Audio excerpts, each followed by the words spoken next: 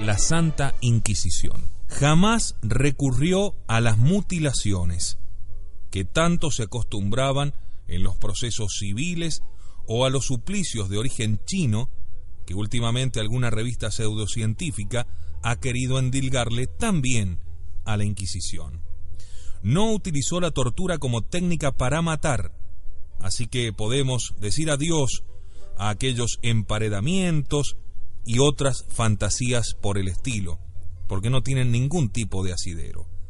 Además, la tortura se usó con notable parsimonia, por lo que la Inquisición no fue ejemplo de saña, sino de humanidad.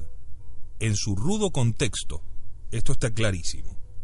Pero no podemos hablar de saña. Ya conocimos las limitaciones que tenía la Inquisición. No todo acusado por la Inquisición fue condenado seguro a la hoguera, como supone mucha gente. Infinidad de casos se cerraban sin que el acusado tuviera siquiera que comparecer, porque ante aquellos que lo acusaban, la Inquisición inmediatamente, al investigar, que esto significa inquisidor, investigador, investigaba y se daba cuenta, por ejemplo, de que era fraudulenta la acusación, y listo, ni siquiera se lo citaba. Muchísimos acusados salían con una pena equiparable con la penitencia de la Iglesia, que le habría asignado cualquier confesor, y muchos otros con cargos más graves eran condenados al destierro o a la prisión, frecuentemente en un convento. Cuando la pena era de muerte en la hoguera, si el reo se arrepentía, podía en algunos casos salvar la vida, o por lo menos se le mataba antes de quemarlo por medio del garrote vil, que era un instrumento similar a un torniquete que mataba por asfixia a una velocidad mucho mayor que la horca, que sin embargo está bien vista, porque se le consideraba mucho más humanitario. Es decir, se le daba una muerte rápida. Pero todo esto lo hacía el poder político, el poder civil, jamás la Iglesia.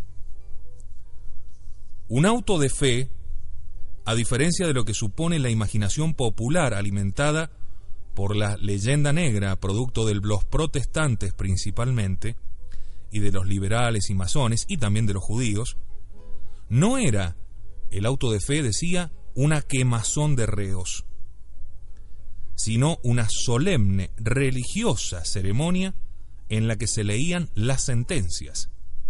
Cuando había condenados a muerte, que no era siempre, claro está, estos eran entregados luego al Poder Judicial y llevados a otra parte para la ejecución de la pena de muerte.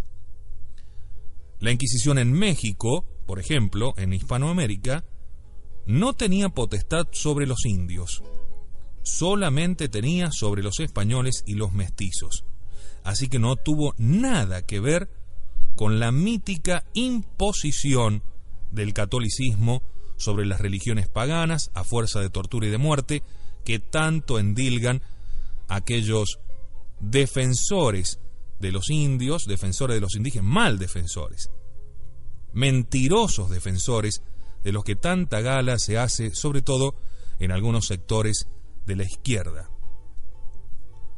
Por otra parte, la Inquisición mexicana no ajustició a más de 43 personas en 300 años de existencia. 43 personas en 300 años de existencia. Mientras los protestantes ingleses y escoceses mataban con entusiasmo a miles de mujeres acusadas de brujería, tanto en Gran Bretaña como en sus colonias en América, la Inquisición española, por su parte, despreció generalmente este tipo de acusaciones y en México no condenó siquiera a una sola persona por brujería. Estudiando los expedientes originales de la Inquisición, que se encuentran en el Archivo General de la Nación Mexicana, se puede comprobar que los inquisidores eran realistas y racionalistas al tratar de estos casos.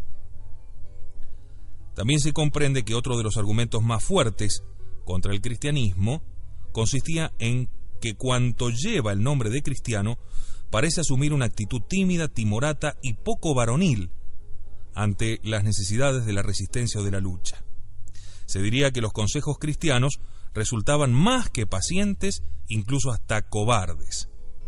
Esto es lo que aparece cuando uno va buscando a través de la historia de los diferentes lugares.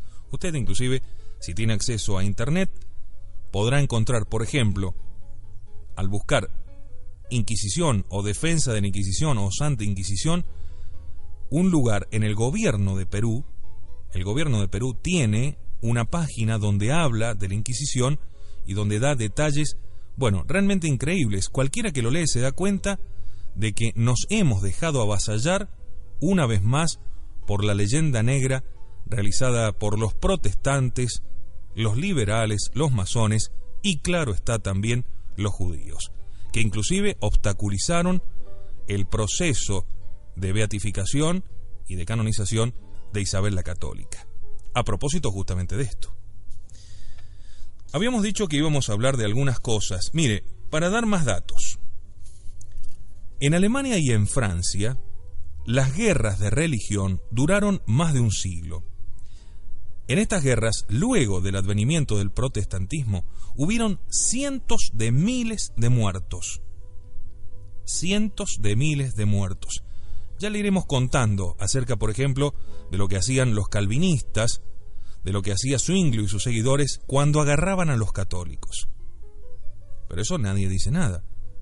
Nadie cuenta la realidad de la historia. La Inquisición fue creada por los santos reyes españoles para evitar estas terribles masacres también. De hecho, los judíos y los moriscos trataron más de una vez que los turcos invadieran España. No se olvide que entonces la pena de muerte se daba muy fácilmente. En 1598, tan solo en la prisión de Exeter, en Inglaterra, fueron ajusticiadas 74 personas, muchos de ellos por haber robado una oveja. ¿Está claro?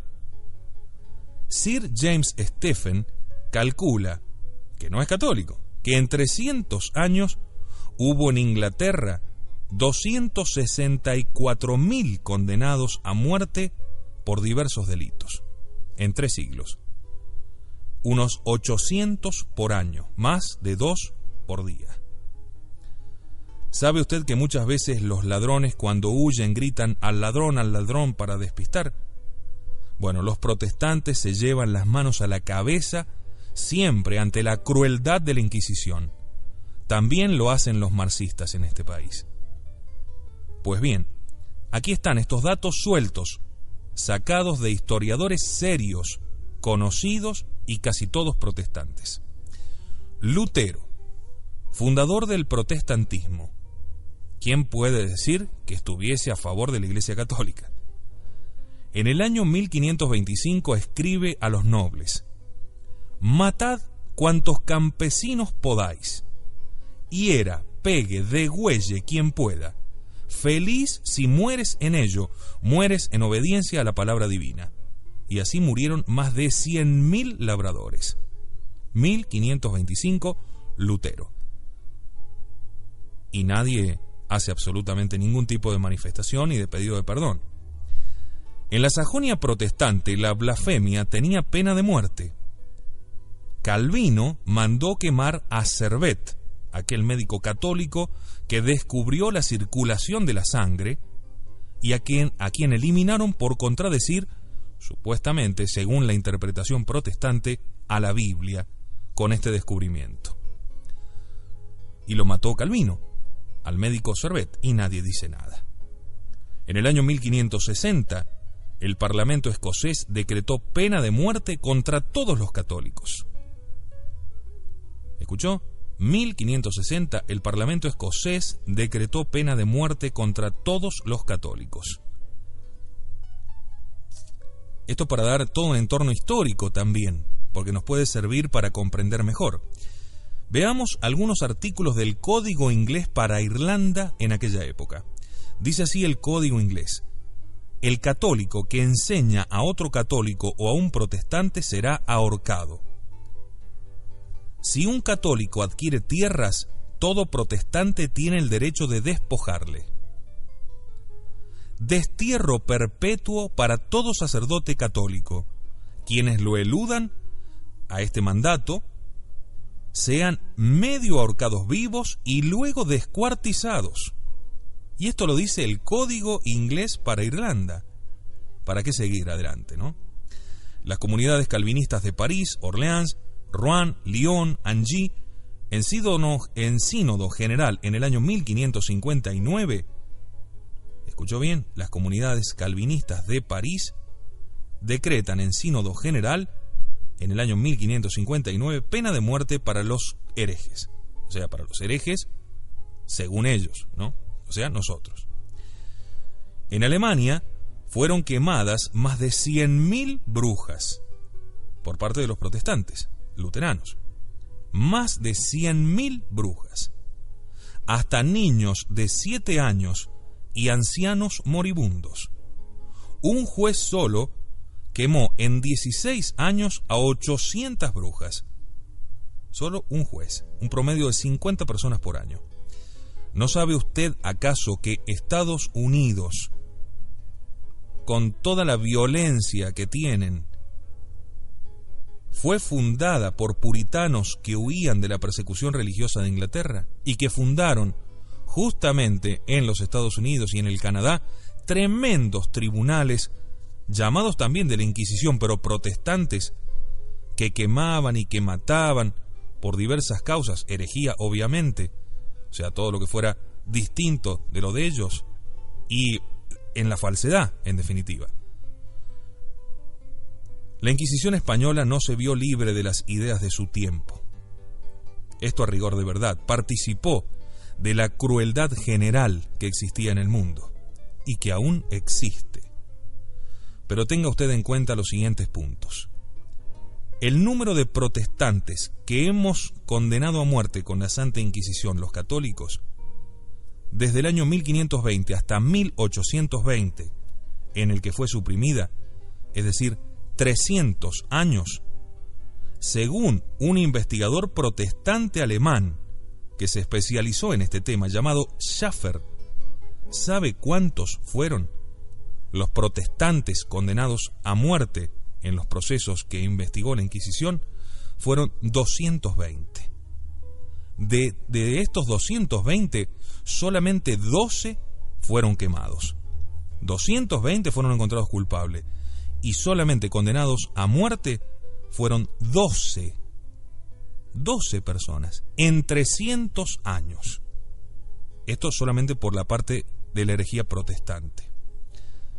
¿Qué pasa con aquella imagen del inquisidor parado enfrente de hileras interminables de piras llenas de condenados? Pasa que es mentira. Les advierto lealmente que la Inquisición actuaba también contra los moriscos y judaizantes y por eso el número de víctimas fue mayor. No eran solo protestantes, también estaban los delitos por homosexualidad y también otra serie de delitos, los pecados nefandos. Fíjese cómo cambió el mundo, ¿eh? La Inquisición no admitía todos los tormentos que eran usuales en aquella época en toda Europa. Solo se podían aplicar una sola vez, como hemos dicho, en presencia del médico que podía suspenderlos cuando quisiera y sobre todo si el reo recibía daño en la salud. Vea usted en cambio lo que se daba en la famosa Torre de Londres a los católicos. Si tiene oportunidad de investigarlo, investíguelo y de verdad se asustará. Porque si esto eran capaces de hacer, ¿qué harán hoy? Fue el primer tribunal del mundo que suprimió el tormento 100 años antes de ser extinguida. El investigador norteamericano Lea, que ha escrito una obra en varios volúmenes sobre la Inquisición, dice: la Inquisición española en general fue menos cruel que los tribunales laicos al momento de ejecutar la tortura. No se podía aprisionar a nadie hasta que no hubiese tales pruebas que fuese evidente el delito. Se necesitaba por lo menos 7 testigos juramentados ante el notario. No se admitían denuncias anónimas. Si se confesaban y se arrepentían antes de dar la sentencia, se les absolvía con un castigo mayor o menor según lo que hubiesen tardado. El reo tenía derecho a presentar cuantos testigos quisiese, y una vez que pasaba ese primer periodo de instrucción, el reo podía estar en la cárcel si era casado con su mujer y su familia. Y si tenía criados, le podían ir sus criados a servir en la prisión. ¿Con qué se los alimentaba? Se los alimentaba con carne, con leche, con frutas y con vino. Saque usted la cuenta, esto aparece en los archivos, esto es lo que está firmado. Estos son los verdaderos documentos de la terrible e infernal Inquisición. ¿Dónde está tal cosa? Vamos a escuchar a continuación este documental realizado, para que no diga que soy yo el que se inventa, porque yo soy el pichón de Torquemada, como me dicen por allí algunos sacerdotes. Sí, de aquí. Bueno, no importa. Para que usted vea verdaderamente cómo era la Santa Inquisición, qué mejor que dejar el relato para alguien que busca sinceramente en la BBC de Londres, la red de comunicación más grande de los piratas ingleses, más protestantes imposible, y sin embargo, escuchen lo que ellos documentaron acerca de nuestra Santa Inquisición española. Que lo disfrute.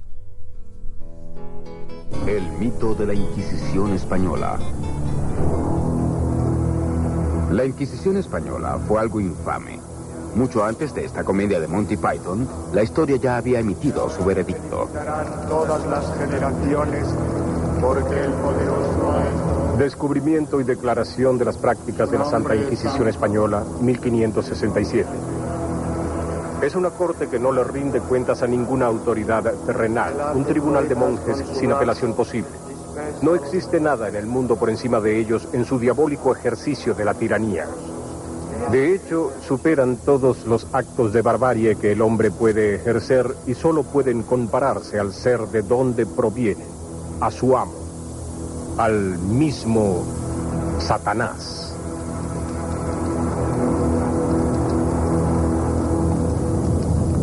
Cuatro siglos de condena han convertido a la Inquisición española en un sinónimo de crueldad, de terror y de tiranía. Pero se trata de una imagen falsa, de una distorsión propagada hace 400 años y aceptada desde entonces.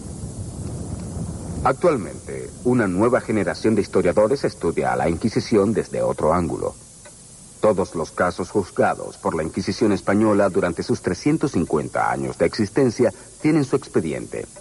Estos archivos, provenientes de distintas fuentes, como esta biblioteca de Salamanca, se están estudiando objetivamente por primera vez. Nuestra visión de la Inquisición ha cambiado mucho con la apertura de sus archivos. Ellos lo registraban todo en sus archivos secretos. Y ahora nosotros podemos consultarlos, calcular, pasar los datos a la computadora y así lograr estadísticas ciertas sobre sus actividades. Y esto ha provocado un amplio debate sobre la Inquisición y también ha echado por tierra la imagen que teníamos respecto a ella.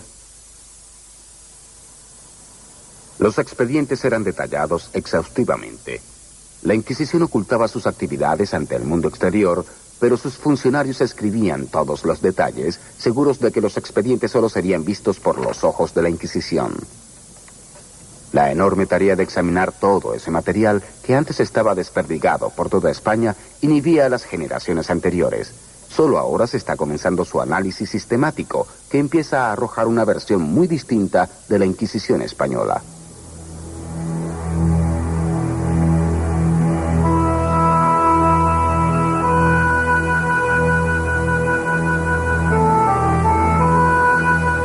La España donde nació la Inquisición, en el siglo XV, era una tierra estéril y aislada, en el confín de Europa. La mitad de su tierra era improductiva y la otra mitad apenas bastaba para un magro sustento. Era una llanura seca y de una vida monótona. Sin buenas vías de comunicación, sin capital central, sin líder único. A los españoles solo les quedaba soñar con Hispania, el país unificado durante la conquista romana. Pero todo iba a cambiar.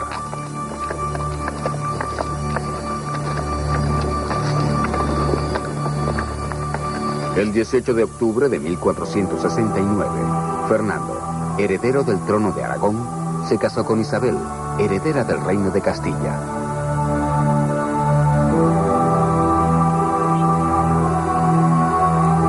Esta boda terminó con siglos de rivalidad entre esos dos reinos españoles y unió al país. España, que durante tanto tiempo solo fue un nombre en el mapa, se convirtió en un hecho histórico. La corte itinerante de los reyes se reunía a menudo en la ciudad de Ávila, aquí en el monasterio de Santo Tomás, en cuya fachada se grabó la victoriosa H de la Hispania reunificada. Pero Fernando e Isabel no podían aspirar a la unidad política sin unidad religiosa. Se presionó mucho a la gran comunidad judía para que se convirtiera. Muchos lo hicieron, pero los cristianos viejos sospechaban que los conversos practicaban en secreto su religión anterior.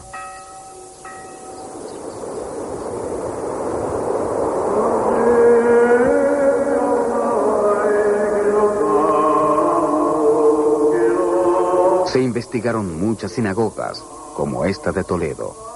En 1480 se creó un nuevo organismo investigador. Este recibió el nombre del Santo Oficio de la Inquisición. Su papel consistía en descubrir las herejías y las desviaciones de la verdadera fe. Los conversos acusados de seguir practicando el judaísmo eran quemados en la hoguera. Así comenzó la Inquisición, aunque su mito no se había creado. A pesar de que los años comprendidos entre 1480 y 1510 fueron, como mucho, los más activos de la historia de la Inquisición, el resto de Europa no la condenó en esa época. Tenemos noticias muy precisas de embajadores, el italiano, el embajador de Venecia, el embajador de Francia, el embajador de Florencia, que escriben a los reyes católicos felicitándoles naturalmente porque ya, por fin, las tierras de Iberia eran tierras de cristiandad. Lo cierto es que muchos aplaudieron que la Inquisición persiguiera a los judíos españoles conversos. Parecía estar surgiendo una nueva era de unidad cristiana, pero esta no duró. En 1517, la Iglesia quedó dividida por la Reforma. Los reformistas protestantes atacaron el enorme poder y riqueza que poseía la Iglesia.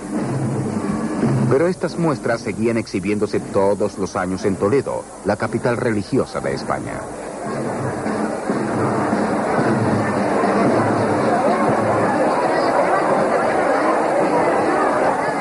Los sacerdotes solían ser los mediadores incuestionables entre Dios y el mundo pecador. Ellos eran indispensables para la salvación. Pero los reformistas afirmaban que el hombre podía acercarse a Dios solo con la fe, sola fide.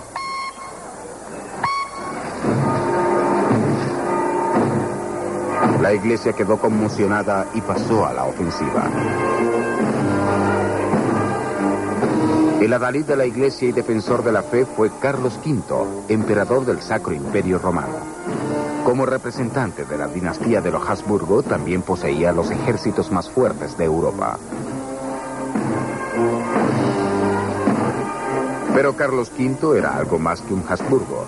Era el nieto del rey Fernando, por lo que ascendió al trono de España, colocando a dicho país al frente de la defensa de la fe. En 1547, en la batalla de Mulburgo, aniquiló a sus enemigos.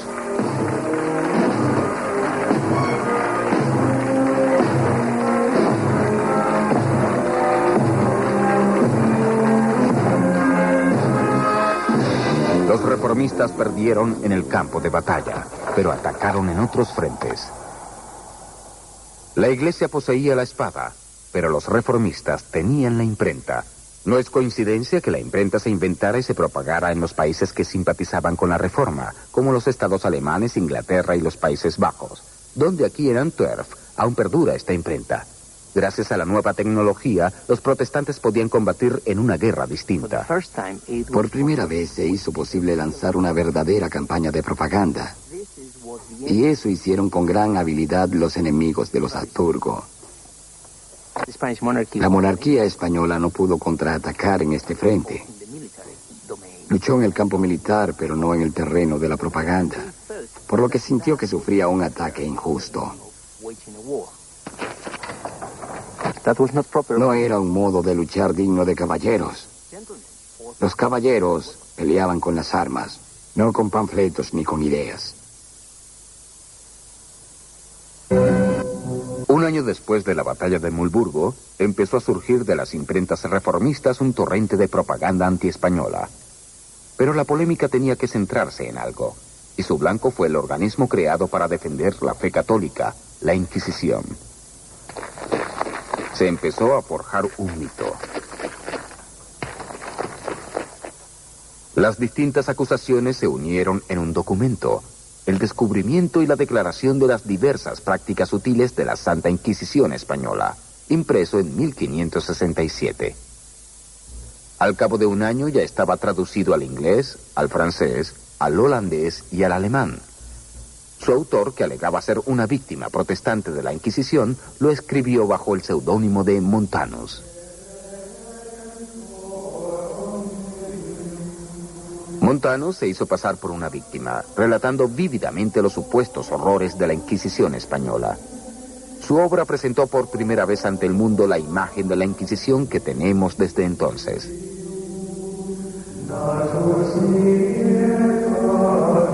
Los torturadores están totalmente cubiertos de pie a cabeza con una toga de lienzo, igual que el manto que usan los actores vestidos de diablos en el teatro, y con ese mismo fin, el de aterrorizar el cuerpo y la mente de los pobres mortales que solo contemplan a un ser demoníaco que los atormenta.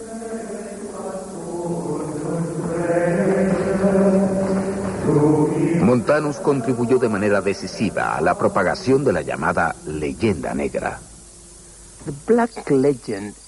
La leyenda negra es el nombre que le dieron los españoles a la imagen creada por sus enemigos.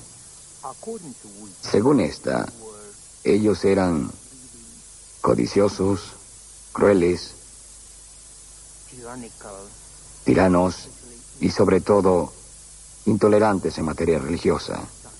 Y por supuesto, el papel que desempeñó la Inquisición, sobre todo en materia de intolerancia, fue crucial. La Inquisición fue la base de toda la estructura. En los primeros años del siglo XVI, y con el fin de combatir la creciente falta de ortodoxia religiosa, el Papa autorizó al cardenal Jiménez de España a actuar sin ningún impedimento en todo el país para sembrar el reino de la violencia, el terror y la tortura que verán en esta impactante película.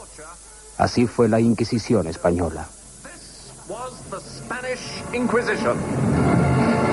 Es un experto en derecho. Eran expertos en derecho y formaban parte del conjunto de la administración. Lo del clérigo fanático no es más que producto naturalmente de muchas interpretaciones un tanto sesgadas de la propia historia de la Inquisición.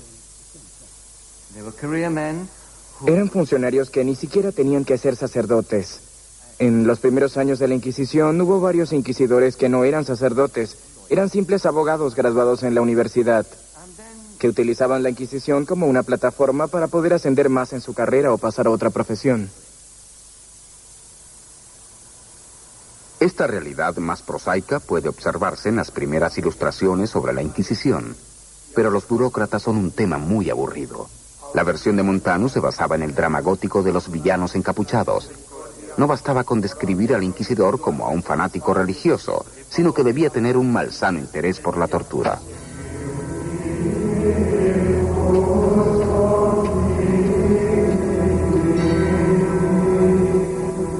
Los abusos de la Inquisición son execrables. Si alguien revela una sola palabra, lo mandan a arrestar y lo arrojan a una horrible prisión.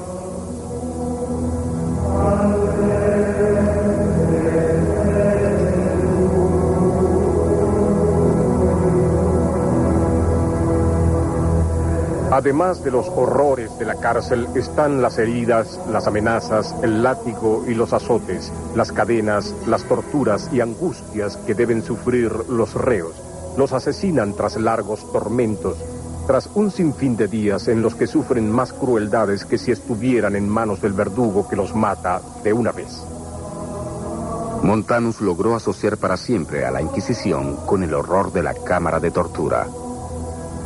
Pero con el tiempo, aún estos relatos de crueldad empezaron a perder interés. Los propagandistas recurrieron a historias de un sadismo más ingenioso. Una de las máquinas superaba a las demás en su diabólica perversidad.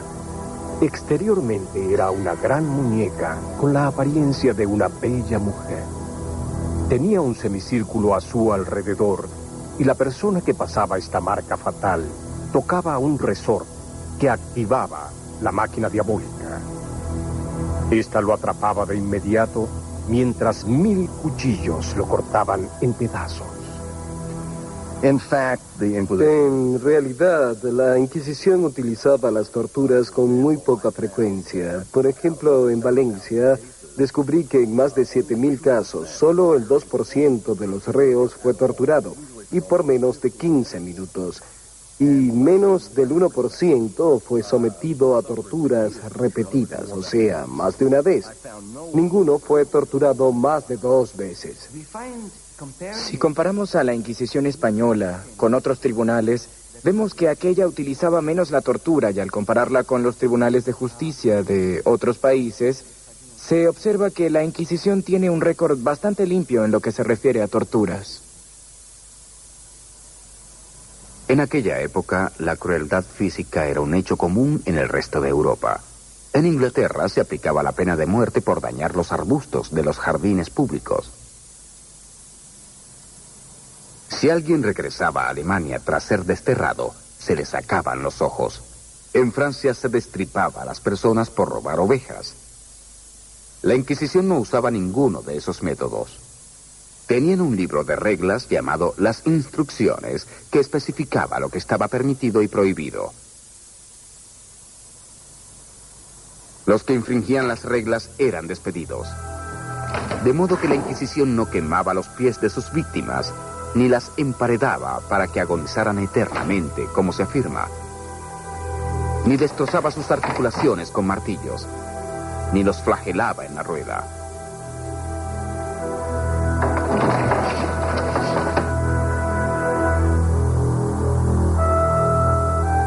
Tampoco usaba la llamada doncella de hierro.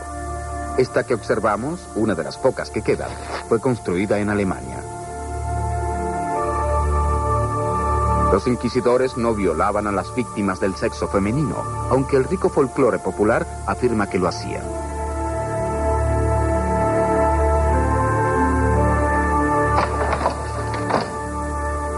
De hecho, las cámaras de tortura que la mitología popular atribuye a la Inquisición nunca existieron, aunque esta ilustración fue reimpresa cientos de veces.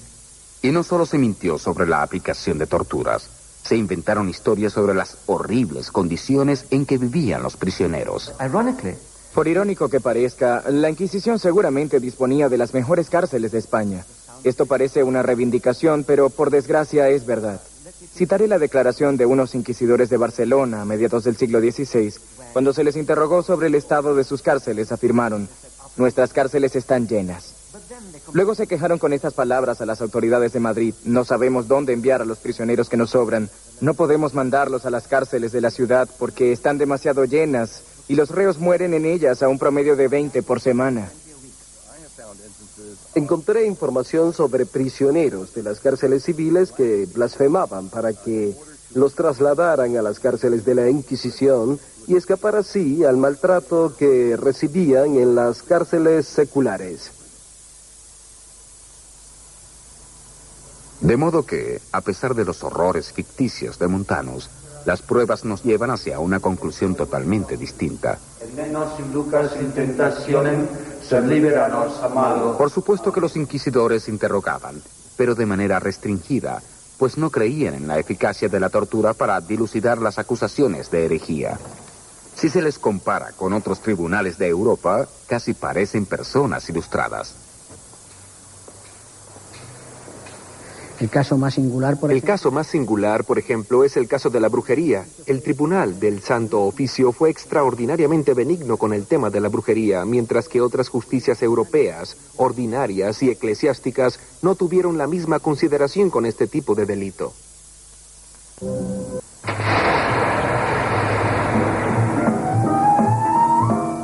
La cacería de brujas fue un frenesí que se apoderó de Europa durante 300 años, entre 1450 y 1750. Las mujeres eran sometidas a torturas y a la muerte en la hoguera por acusaciones tan fantásticas como acostarse con el diablo o tener hijos de él. Ese trato tan brutal era el justo castigo ante la depravación de esos supuestos delitos.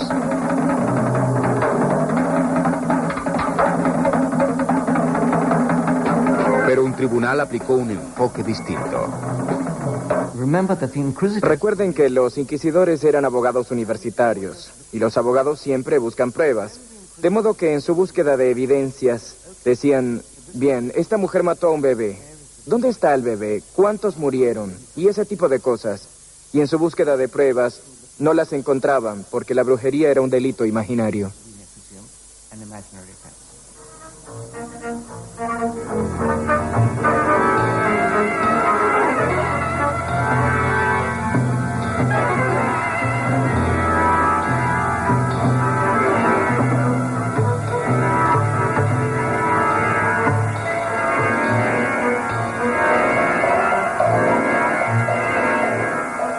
Mientras que el resto de Europa reaccionaba con horror, la Inquisición declaraba que la brujería era una ilusión. Nadie podía ser juzgado ni quemado por ese delito. Sin embargo, la Inquisición llegó a convertirse en el símbolo de la persecución implacable de la herejía. ¿Por qué? Porque en la década de 1560, España no solo era un imperio, sino una superpotencia. Su símbolo llegó a ser el nuevo Palacio Real, un pentágono del siglo XVI, construido en las afueras de Madrid, el Escorial.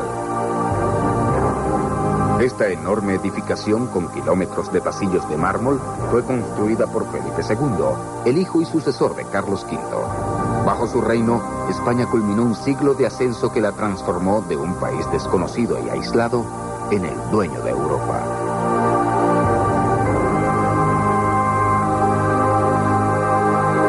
Felipe II llegó a la cumbre del poder terrenal, pero al igual que su padre, Carlos V, obedecía a un poder más elevado.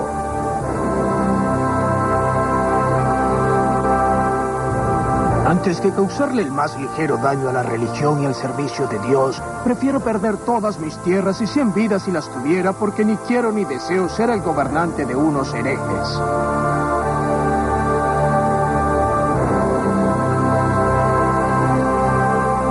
Enfrentados a un fervor y a una fuerza tan grandes, los enemigos de España cambiaron de táctica.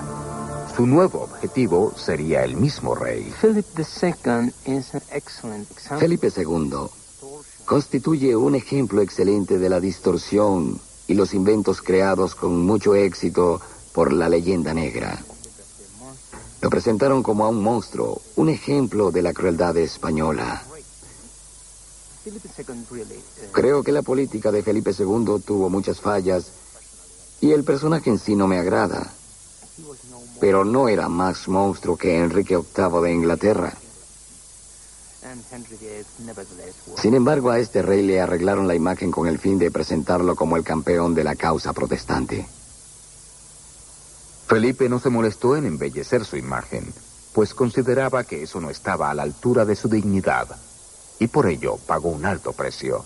En 1568, un año después de publicarse el libro de Montanus, un incidente casual cayó en manos de los propagandistas. Don Carlos, el hijo del rey, murió repentinamente. Se acusó de ello a Felipe y se afirmó que no había actuado solo.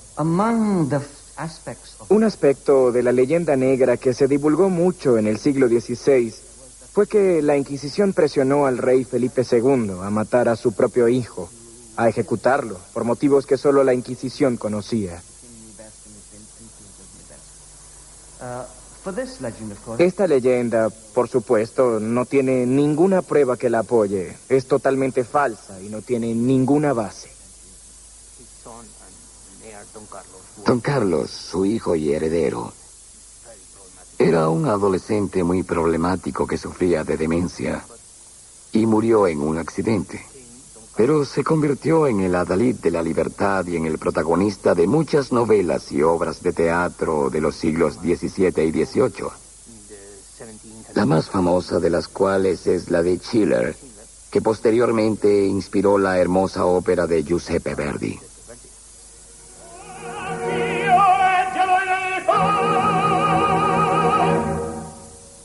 En la ópera de Verdi, Don Carlos declara ante Dios su lealtad a Flandes, la provincia de los Habsburgo, gobernada por su padre, el rey Felipe, provincia que simpatizaba con los protestantes y luchaba por su independencia.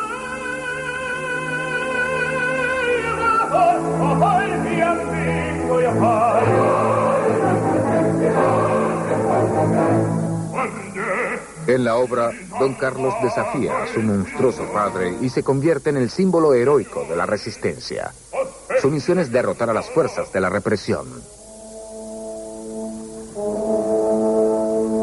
El siguiente acto comienza con el rey debatiéndose entre las dudas. Se pasea por sus recámaras de noche, preguntándose cómo castigar a su hijo rebelde. Su conciencia cristiana le impide tomar las medidas más drásticas, pero un visitante lo convence.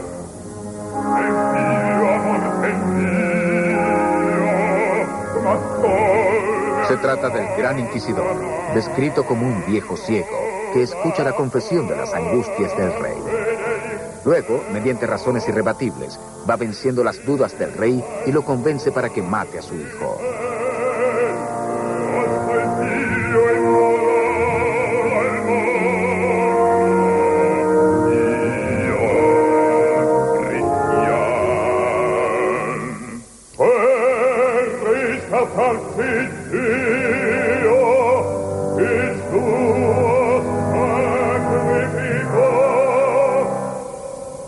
La ópera es una ficción de principio a fin y distorsiona el poder de la Inquisición que entra y sale a su placer, en este caso, de las habitaciones privadas del rey Felipe en el Escorial. El Inquisidor es una presencia espectral y maligna temida por el mismo rey, que manipula los asuntos de Estado tras bambalinas.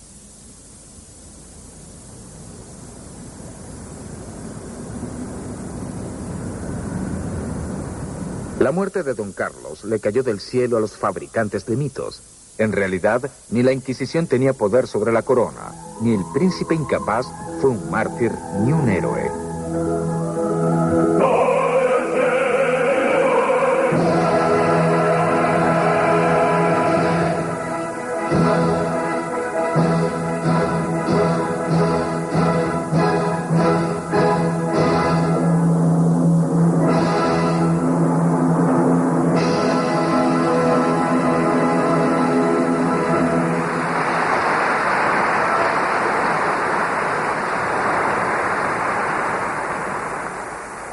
No expresamos que la Inquisición no tuviera influencia. Desplegaba su poder en actos grandiosos que se celebraban en la Plaza Mayor de las ciudades, como esta de Madrid. Estas ceremonias en las que se sentenciaba a los herejes recibieron el nombre de actos de fe. Pero también estaban presentes otros poderes que le hacían la competencia, como otras autoridades religiosas, las instituciones seculares y la nobleza. Todas esas instituciones eran poderosas, podían hablar con el rey, tenían conflictos y competían entre sí, de modo que la Inquisición tenía que actuar dentro de sus límites. Los representantes de otras instituciones igualmente poderosas limitaban constantemente su poder.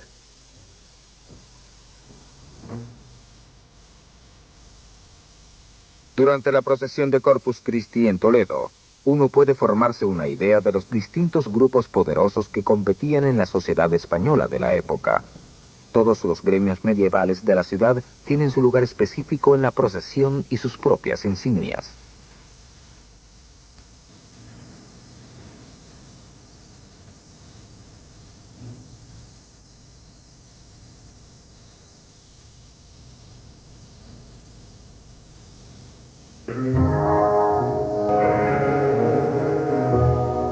Sin embargo, esas limitaciones no eran nada en comparación con las dificultades que tenía la Inquisición fuera de las murallas de las ciudades.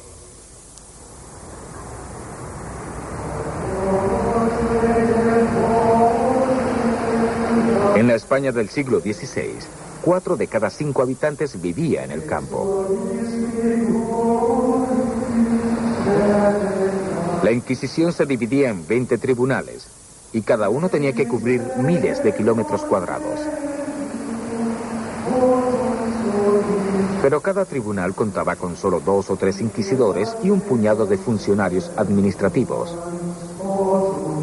Los estudios contemporáneos revelan que los inquisidores detestaban sus salidas a la España rural y las limitaban a menudo. En invierno, los caminos eran intransitables, de modo que las visitas debían realizarse bajo el insoportable calor del verano.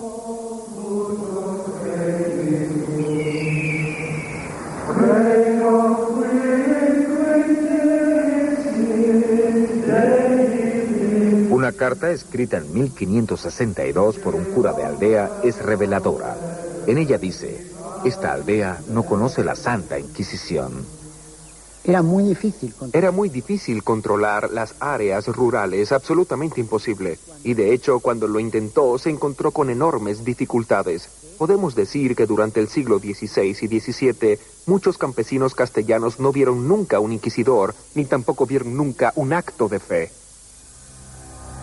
Los inquisidores que realizaban visitas a las aldeas remotas encontraban un nivel de ignorancia que era una burla para sus eruditos conocimientos teológicos. La vida rural era precaria y amenazada generalmente por el hambre. La fe de los aldeanos era igualmente primitiva. Su única certeza era que la muerte los esperaba al final y detrás de ella la condena eterna con múltiples castigos para sus pecados. La brecha entre la Inquisición y la España rural era mayor de lo que parece a primera vista. La advertencia del sacerdote de una parroquia revela el verdadero problema de la Inquisición. Tengan mucho cuidado mañana cuando llegue el inquisidor. Por amor de Dios, no se pongan a contar chismes sobre su prójimo ni se metan en los asuntos del Santo Oficio. La investigación de los inquisidores se enfrentaba a un muro de silencio.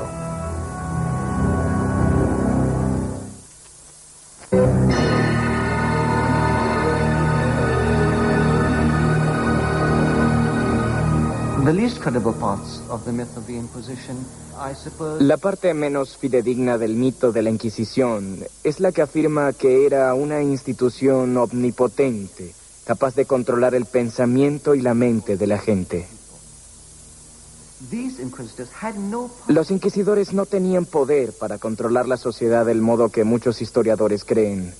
No tenían poder ni atribuciones, no tenían los instrumentos necesarios para hacerlo, pero al falsificarse su imagen, se les otorgan unos instrumentos que nunca tuvieron. Impotente en el campo y controlada en la ciudad, la verdadera Inquisición estaba muy lejos del mito que se le atribuye. Pero aún persiste la versión de Verdi de una Inquisición que puede darle órdenes al rey y obligar al pueblo a arrodillarse temeroso ante ella.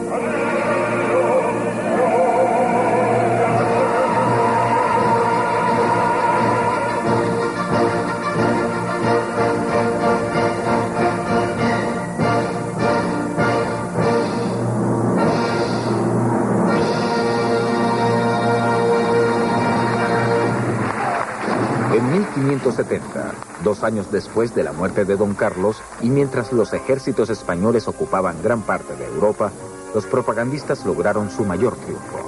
Hicieron circular un documento supuestamente emitido por la misma Inquisición, y que hoy se sabe fue una falsificación.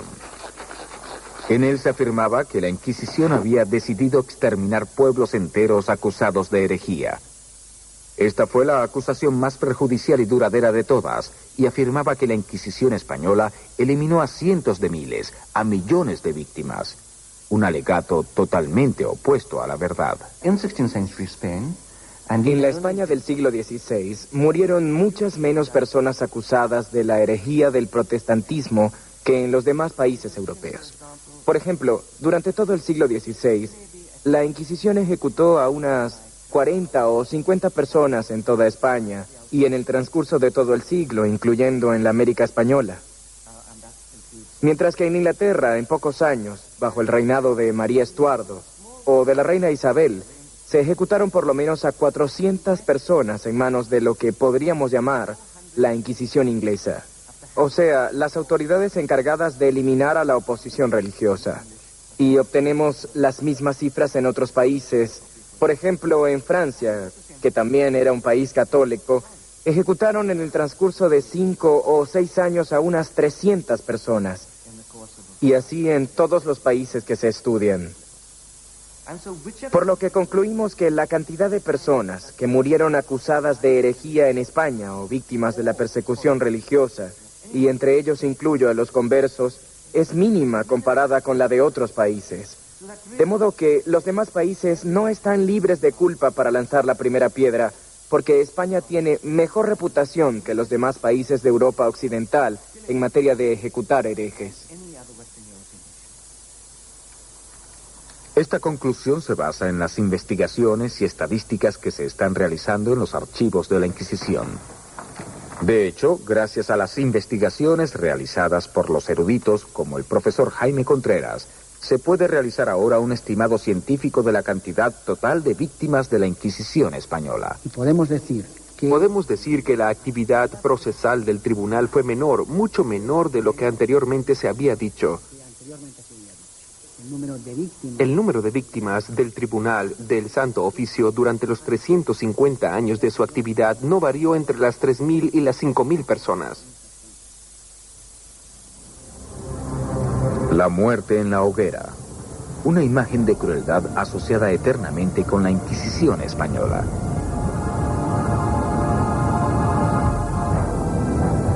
Pero la hoguera también se usaba para matar a los herejes en Inglaterra, Francia, Alemania y Escandinavia.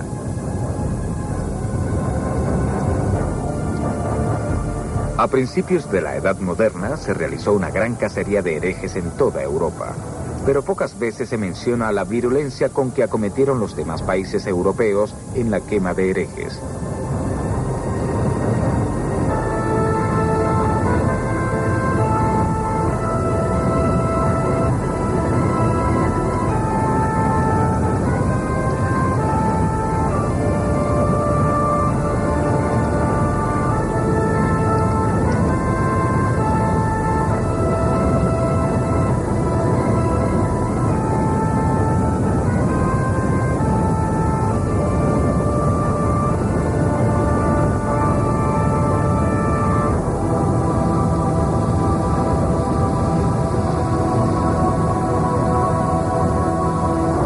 Los mitos solo pueden destruirse mediante los hechos, y los hechos son que murieron entre 3.000 y 5.000 personas en manos de la Inquisición.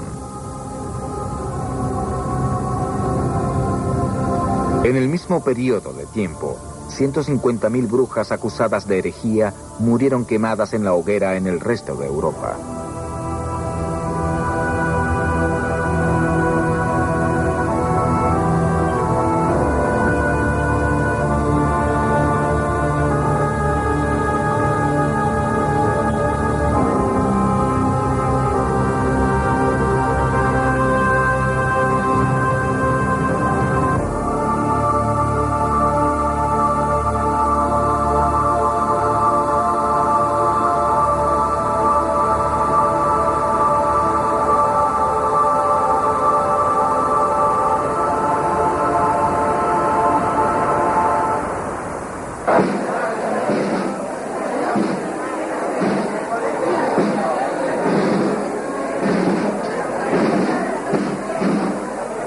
Tras el surgimiento espectacular del Imperio Español, sobrevino su caída desigual, aunque inexorable. Durante el siglo XVII, el flujo de oro y plata proveniente de América y que sostenía el imperio disminuyó enormemente. El gobierno cayó varias veces en bancarrota y España fue perdiendo una a una sus posesiones en Europa. Su ejército ya no marchaba invicto por toda Europa.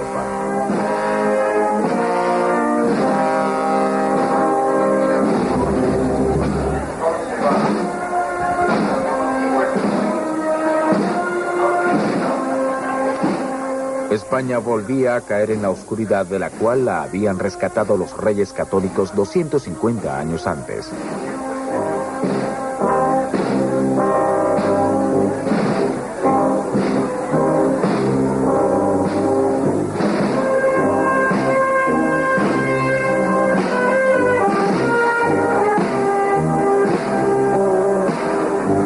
España, nuevamente desamparada, volvió a marchar contra la corriente del progreso europeo. Y para el siglo XVIII, la Inquisición también se encontraba debilitada, ocupándose de herejías tales como la ebriedad y maldecir en la iglesia.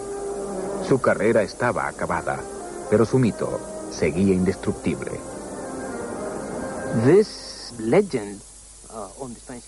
La leyenda de la Inquisición española creció. Levantó el vuelo y adquirió vida propia. Y durante el transcurso de los siglos se alejó cada vez más de la realidad. Por ejemplo, en el siglo XVIII, cuando Voltaire clamaba contra los crímenes de la Inquisición, esta ya no mataba a nadie. En dicho siglo no murió nadie en la hoguera. Y en el siglo XIX, cuando desapareció la Inquisición, hacía mucho tiempo que no ejecutaba a ninguna víctima. La Inquisición se extinguió finalmente en este callejón de Madrid. Pero sus supuestos horrores se presentaron más vívidamente que nunca.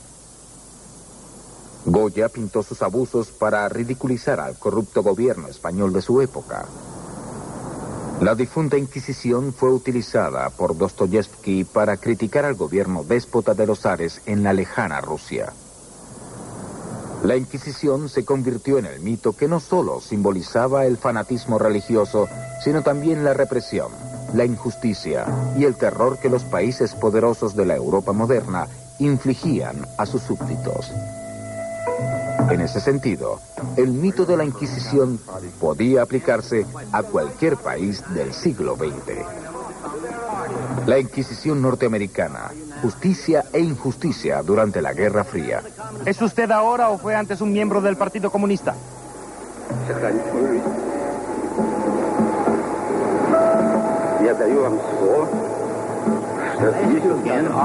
¿Es usted o llegó a ser miembro del Partido Comunista? ¿Se niega a contestar si es o fue miembro del Partido Comunista? Responda a la pregunta, sí o no. Atención, camaradas. Nuestro amado líder. ¿Es usted ahora o ha sido antes miembro del Partido Comunista? La respuesta es no. Hágale la siguiente pregunta. Por casualidad, ¿no es usted un alto dignatario de la Inquisición española? Pregunta si somos de la Inquisición. Bien, porque sí lo es. Quiero aclararle que estoy dispuesto a decirle absolutamente todo lo que usted quiera. Los estereotipos nacionales cumplen funciones muy complejas. Por una parte, simplifican la realidad, que suele ser muy complicada para la mente humana, y nos encantan las simplificaciones. Así que son útiles en este sentido, aunque por supuesto son una falsificación de la realidad. Por otra parte, nos permiten proyectar nuestras características desagradables hacia otro lado, hacia otra entidad externa. En el siglo XVI, los ingleses creían que toda la intolerancia provenía de España y era extranjera. Al igual que en el siglo XX, podemos creer que todas las tendencias nazis o fascistas son alemanas. Aunque deberíamos saber que todos tenemos tendencias nazis y que tenemos que combatir nuestros rasgos desagradables en lugar de proyectarlos hacia otros, pero resulta mucho más gratificante expulsarlos. Es hora de decir